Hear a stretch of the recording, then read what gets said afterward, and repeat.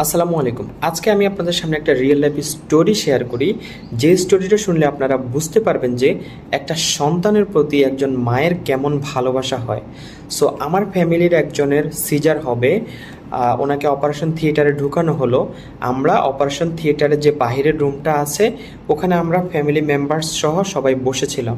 হঠাৎ করে আনুমানিক 24 থেকে 25 বছরের একটা আপুকে হুইল চেয়ারে করে নিয়ে আসা হচ্ছে। ওনারও সিজার হবে। ওনার যেটা হবে, এই বেবিটা হচ্ছে ওনার সেকেন্ড বেবি। ওনার যে প্রথম বেবি ওটা তার হচ্ছে হাজব্যান্ডের কোলে। সো ওনার ফ্যামিলির যে সিজারের আগ মুহূর্তে যেটা হয় আর কি, ফ্যামিলি মেম্বার্স যারা আছে সবাই ওনাকে অনেক ভরসা দিচ্ছে। অনেকে বলে যে আল্লাহ আল্লাহ করো, মনকে শক্ত রাখো। ওনার মা ওনাকে মোটিভেশন দিচ্ছে, ওনার হাজব্যান্ড ওনাকে মোটিভেশন দিচ্ছে। উনি কারো মোটিভেশন কোনো কেয়ার করছে না। আমি তাকিয়ে দেখলাম ওনার হাজব্যান্ডের কোলে থাকা যে প্রথম ছেলে ওনার, ওই ছেলের দিকে উনি এমনভাবে তাকিয়ে আছে, মনে হচ্ছে পৃথিবীর সমস্ত মায়া দিয়ে, পৃথিবীর সমস্ত ভালোবাসা দিয়ে এক দৃষ্টিতে তাকিয়ে আছেন। ওনার দৃষ্টি কোনো সরছে না। একটু পরে উনি বললেন যে বাবা একটু নিচে নামো। উনি হুইল চেয়ারে বসা অবস্থায় ওনার ছেলেকে একটা চুমু দিল। আর ওনার ফেসের দিকে তাকানোর পরে আমি যেটা বুঝতে পারলাম যে হয়তো ভাবছেন যে আমার যদি সিজার হয়, সিজার হওয়ার পরে আমি যদি বেঁচে না ফিরি, এটি হয়তো আমার ছেলের সাথে আমার শেষ দেখা। এজন্য উনি ওনার ছেলের দিকে তাকিয়েছিলেন। একজন মা মৃত্যু পথযাত্রী, সেই অবস্থায় উনি ওনার ছেলের প্রতি কত মায়া, কত ভালোবাসা। সো এই স্টোরিটা দেখে আমি বুঝতে পারলাম যে আসলে আমাদের মা ছাড়া জীবনে কোনো মানে নেই। আমাদের মা যে আমাদের জীবনে কত বড় একটি নিয়ামত। দুনিয়ার কিচ্ছু লাগে না একজন মা থাকলে। টাকা পয়সা ধন দৌলত কিচ্ছু লাগে না, একজন মা থাকলেই এনাফ। এই ছেলেটাকে উনি যখন জন্ম দিয়েছেন, জন্ম দেওয়ার পর থেকে শুরু করে কত কষ্ট করে ছেলেটাকে মানুষ করেছে।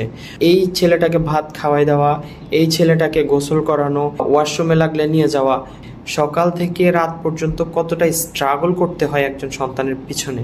এখন যে বেবিটা ওনার হবে, ওকেও দুনিয়াতে নিয়ে আসার পর থেকে শুরু করে ওকে সকাল থেকে রাত পর্যন্ত কিন্তু এই মাই টেক কেয়ার করতে হবে।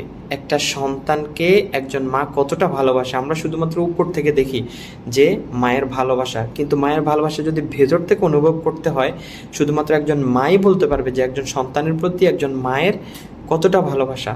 সো আমরা এই মাকে অনেকেই রেসপেক্ট করি না। মায়ের যতটুকু মর্যাদা আমরা ততটুকু দেই না। মায়ের সাথে জোরে জোরে কথা বলি, মায়ের সাথে রাগান্বিত হয়ে কথা বলি।